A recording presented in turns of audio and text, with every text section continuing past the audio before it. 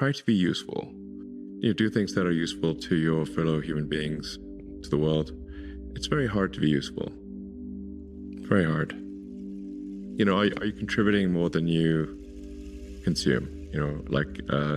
Try to have a positive net contribution to society. I think that's the thing to aim for. Not to try to be sort of a leader for the sake of being a leader or whatever. A lot of the time, the people you want as leaders are the people who don't want to be leaders. So, if you can live a useful life, that is a good life. A life worth having lived. And I'd encourage people to use the mental tools of physics and apply them broadly in life. They're the best tools. But I'd encourage people to read a lot of books. Basically, try to ingest as much information as you can, and try to also just develop a good general knowledge. So you at least have like a rough lay of the land of the knowledge landscape. Try to learn a little bit about a lot of things. Because you might not know what you're really interested in. How would you know what you're really interested in if you at least aren't doing a peripheral exploration broadly of the knowledge landscape? And you talk to people from different walks of life and different industries and professions and skills and occupations. Just try learn as much as possible. Man's search for meaning.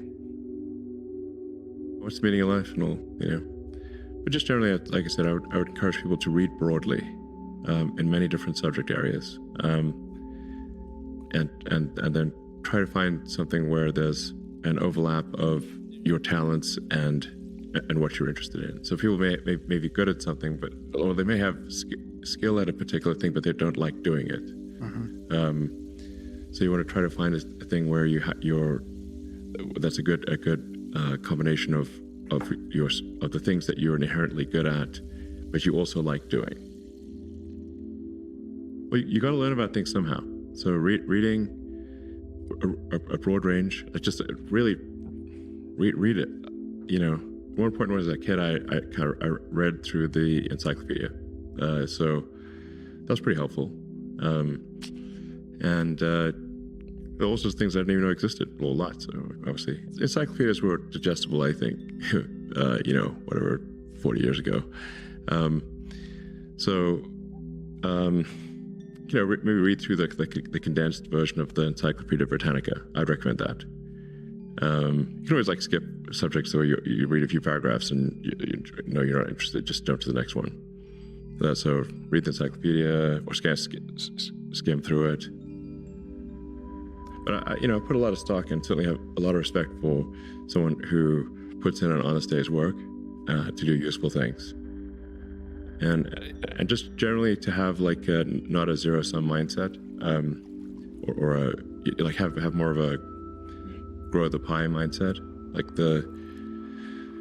If you sort of say when I see people perhaps including some very smart people kind of taking an attitude of doing things that seem morally questionable, it's often because they have at a base sort of axiomatic level a zero-sum mindset, and they, without realizing it, they don't realize they have a zero-sum mindset, or at least they don't realize it consciously.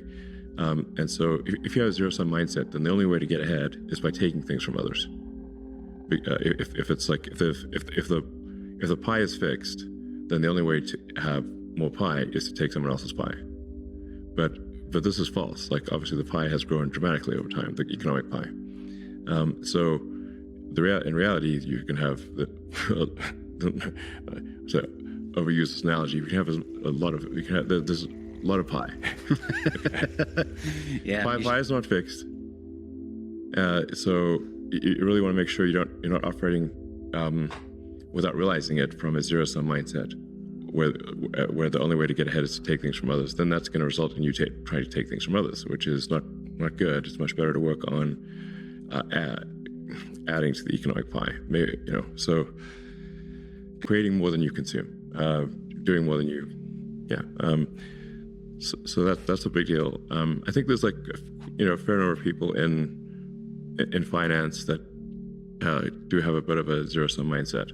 I really need to give some thought to, like, how can I provide advice that would be most helpful? And I'm not sure I've given enough thought to give you the best possible answer. But I think certainly being focused on something that you're confident will have high value to someone else, and just being really rigorous in making that assessment, because people tend to, a natural human tendency is wishful thinking.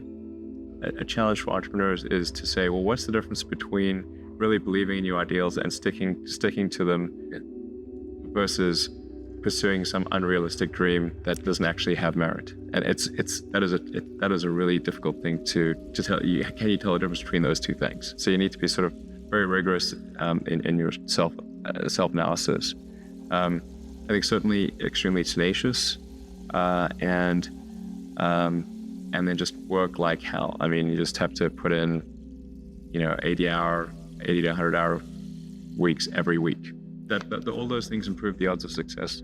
If other people are putting in 40-hour work weeks and you're putting in 100-hour work weeks, then even if you're doing the same thing, you know that in 1 year you will achieve what they achieve. You will achieve in 4 months what it takes them a year to achieve.